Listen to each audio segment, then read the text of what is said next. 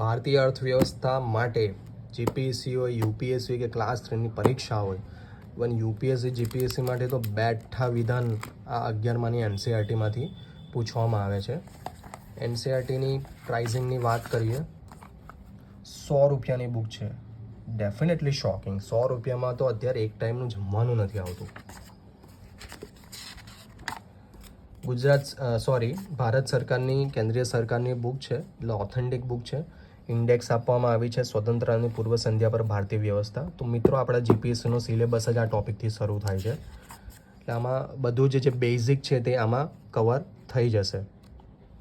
રંગીન બુક બનાવવામાં આવી છે, થિયરિટિકલ છે. તમારે આને વારંવાર વાંચવી પડશે, અંડરલાઇન કરવી પડશે.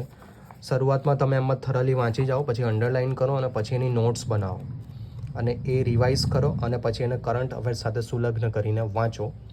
All the best.